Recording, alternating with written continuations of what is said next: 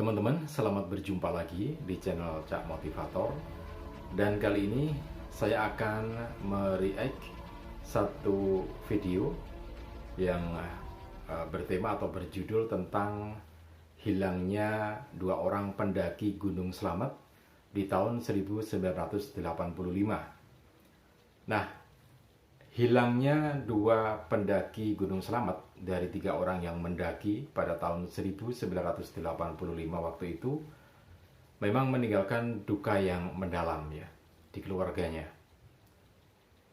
Ada hal yang menarik juga dari kisah hilangnya dua pendaki Gunung Slamet di tahun 1985 itu, karena di situ diceritakan bahwa satu orang yang selamat ini, Mas Alex ini, masuk ke kampung gaib, dan di situ ada satu percakapan, kemudian ada hikmah dari percakapan itu, ada nilai yang patut kita renungkan secara keseluruhan, baik kita manusia secara umum maupun para pendaki.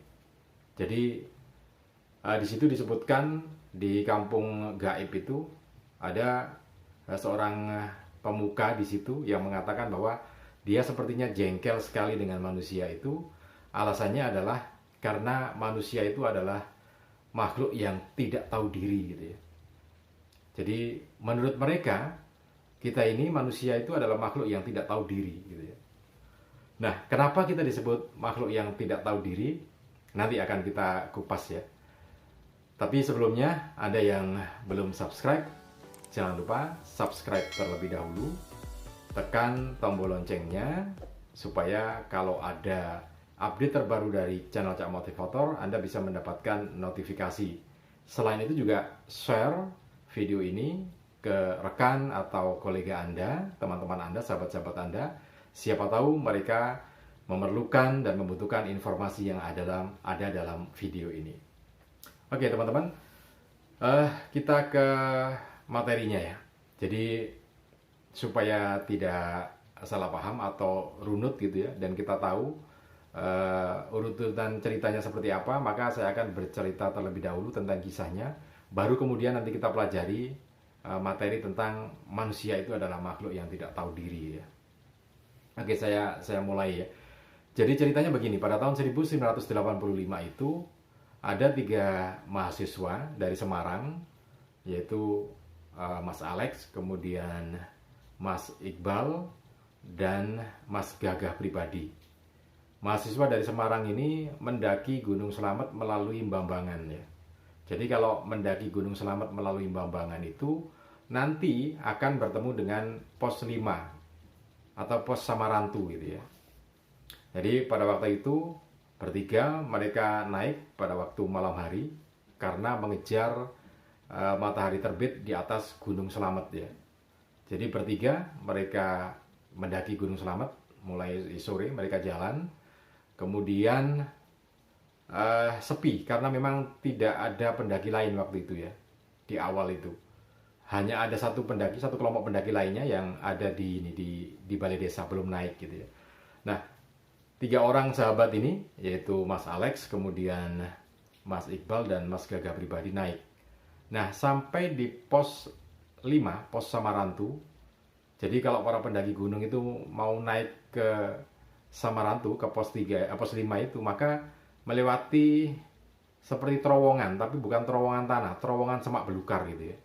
Jadi sebelum sampai di pos Samarantu itu terdapat semak belukar yang lebat sekali sehingga hanya bisa dilewati dengan cara agak merunduk merangkak gitu ya. Nah nanti begitu muncul di ujung terowongan semak belukar itu, maka pos 5 Samarantu. Nah formasi waktu itu Mas Alex di depan, kemudian di belakangnya ada Mas Iqbal dan Mas Gagah ya. Nah Mas Alex naik malam hari, sudah malam hari ya. Nah nyampe di ujung terowongan ini Mas Alex kaget karena ternyata di pos Samarantu ini kok ada 2 bangunan seperti cungkup gitu ya. Bangunan tembok itu seperti cungkup. Kemudian ada 2 tertutup atap gitu ya. Tembok 2 cungkup tertutup atap gitu ya. Nah kaget, apa bener ini gitu ya. Maka Mas Alex kemudian keluar, terus berdiri, disusul dua orang temannya keluar gitu, kemudian mereka bercakap-cakap, apa benar ini pos Samarantu gitu ya. Mas Aleknya bilang iya ini pos Samarantu. Begitu di center lagi ternyata Cungkup tadi tidak ada gitu ya. Ini yang membuat Mas Alek agak bingung gitu loh. Tadi ada dua cungkup di sini, kok sekarang sudah tidak ada, hanya hutan saja gitu ya. Nah oke, tidak terlalu banyak pikir waktu itu, kemudian naik lagi ke atas dan perjalanan lancar sampailah pagi hari menjelang matahari terbit sudah di puncak Gunung Selamat.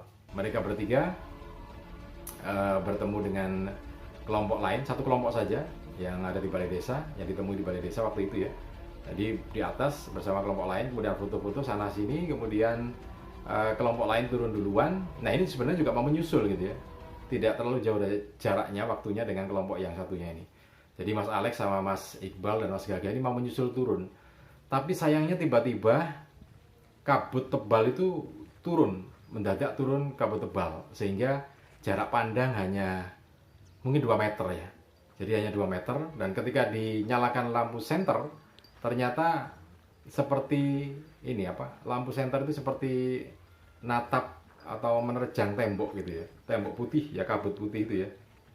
Jadi disenterkan, cahayanya hanya berjarak 2 meter saja. Setelah itu nggak akan kelihatan apa-apa gitu. Nah, saking tebalnya kabut waktu itu dan suhu juga cukup dingin, akhirnya pada bingung ini jalannya turun di mana, nggak kelihatan lagi ya, karena kan di puncak kemudian tertutup kabut sehingga tidak tahu harus jalan kemana gitu ya. Nah akhirnya Mas Alek di tengah-tengah, kemudian Mas Gaga dan Mas Iqbal ini disuruh berpencar ke kanan dan ke kiri melewati batas vegetasi ya. Jadi batas vegetasi antara lautan pasir dengan pohon-pohonan, itu kan ada batasnya di situ. Nah, yang satu ke kanan, yang satu ke kiri. Diminta untuk mencari jalan turunnya sebelah mana gitu ya. Nah, dikasih waktu 15 menit, kemudian kedua temannya kembali lagi ke arah tengah, ke Mas Alek. Dan ternyata sama, mereka menginformasikan tidak ada jalan turun gitu ya. Jadi semuanya batas vegetasi rapat, jalan turunnya tidak kelihatan dan tidak ditemukan gitu ya. Nah, diputuskan akhirnya bergerak melewati, diterobos saja, diterjang gitu ya.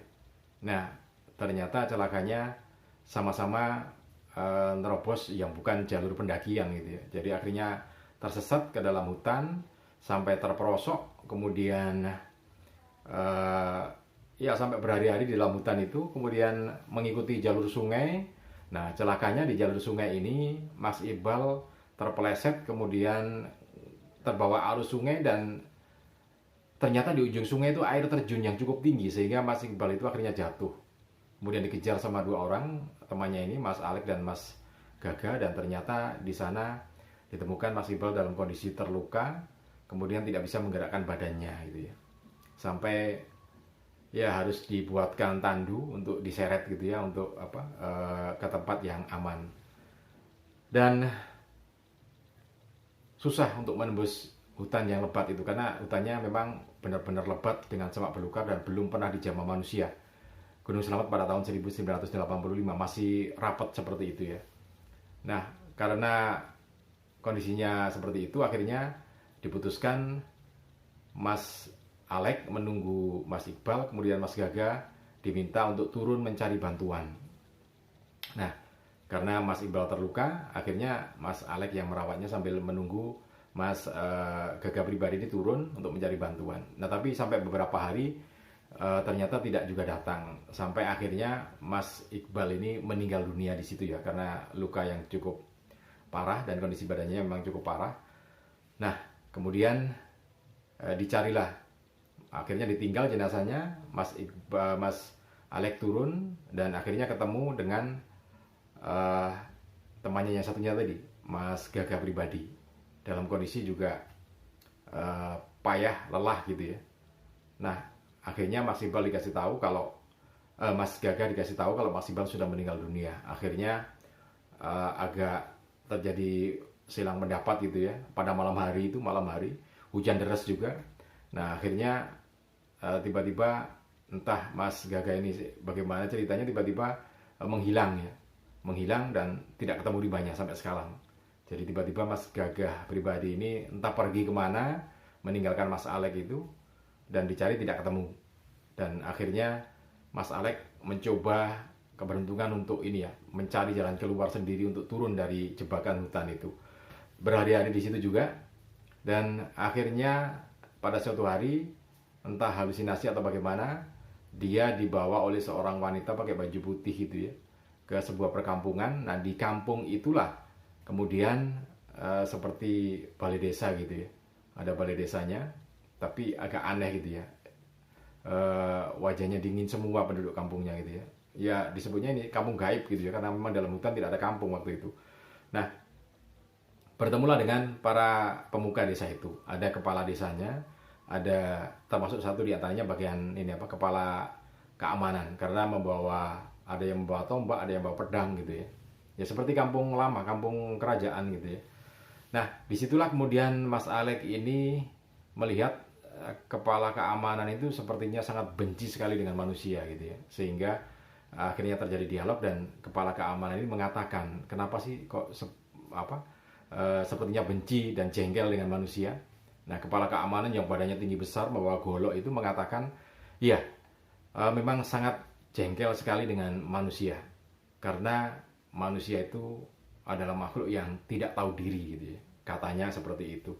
Nah, dikejar, kenapa kok disebut tidak tahu diri, diceritakan juga, ya bagaimana tidak disebut makhluk yang tidak tahu diri, sudah tahu bahwa gunung itu tinggi, tapi nekat manusia itu mendaki gunung, kemudian karena tingginya capek gitu ya. Nah, ketika capek kemudian mengeluh, capek, badannya pegal. Nah, kan nggak tahu diri, sudah tahu bahwa gunung itu tinggi dan capek untuk mencapai puncaknya, masih juga didaki, kemudian di tengah jalan sambat gitu ya, mengeluh. Ini kan nggak tahu diri. Kemudian juga suhu di gunung itu, semua orang juga tahu bahwa suhu gunung itu sangat dingin, sangat dingin. Tapi meskipun begitu didaki juga. Nah, sampai di sana di atas kemudian mengeluh kedinginan gitu ya. Nah, ini kan satu contoh bahwa manusia memang tidak tahu diri gitu ya. Nah, ini yang kemudian patut menjadi renungan kita, karena kalau disebut manusia ini tidak tahu diri ya artinya luas ya. Disebutkan juga, apalagi kalau sudah kecapean kemudian pegang lututnya sambil gosok-gosok terus sambil mengeluh sambil sambat gitu, wah itu paling benci mereka gitu ya. Nah, mereka minta supaya hal semacam ini disampaikan kepada manusia gitu ya, apalagi para pendaki gunung dan juga secara umum gitu ya, manusia pada umumnya. Nah, seperti itu percakapannya. Nah, teman-teman, dari satu pernyataan ini memang patut kita renungkan ya, baik untuk mereka yang mendaki gunung pada khususnya, dan juga manusia secara keseluruhan pada umumnya, bahwa ternyata memang ada benarnya bahwa kita ini mungkin disebut sebagai makhluk yang tidak tahu diri gitu ya. Jadi ya contoh saja, kalau kita musim kemarau, semua orang juga sudah tahu bahwa musim kemarau itu panas suhunya gitu ya. Ya tapi kan kita punya niatan untuk bekerja, niatan untuk melakukan perjalanan. Ya tapi kan kadang-kadang ada yang mengeluh, ada yang sambat gitu ya. Duh, panasnya suhunya sampai keringetan. Ini kan bagian dari tadi yang disebutkan. Jadi keluhan-keluhan yang mestinya tidak perlu diucapkan, karena ini menjadikan label kita tidak tahu diri gitu ya. Sama musim hujan seperti sekarang ini juga begitu. Sudah tahu bahwa musim hujan itu ya tentu saja akan banyak hujan, baik di pagi hari, siang hari, ataupun malam hari. Tapi bagaimanapun juga kita punya kepentingan untuk keluar. Nah, sudah tahu bahwa hujan gitu ya, tentu kita punya persiapan. Tapi kan muncul juga keluhan, hujan lagi, mendung lagi, hujan lagi, mendung lagi gitu ya. Nah, ini yang kemudian membuat kita sepertinya ya nggak tahu diri gitu ya. Memang hujan ya sudah seperti itu.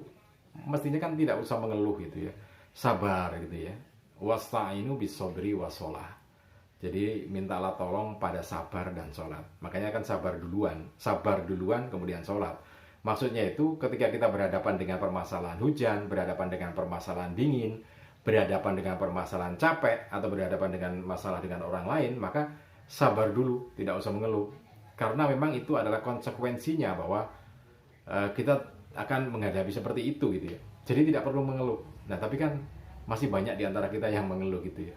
Nah, ini flashback untuk kita semua supaya kita lebih bersabar, lebih tidak mengeluh atau tidak sambat lagi gitu ya.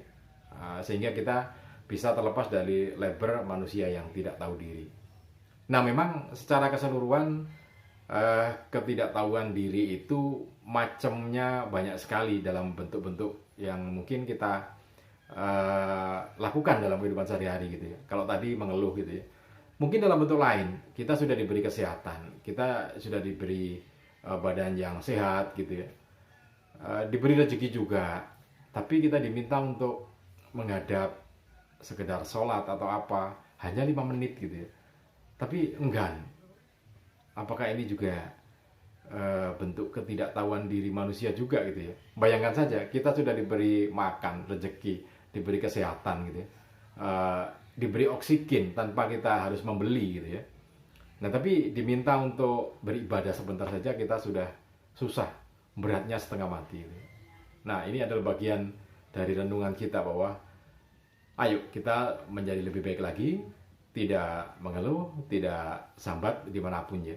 Untuk yang mendaki gunung juga, untuk yang dalam kehidupan sehari-hari juga.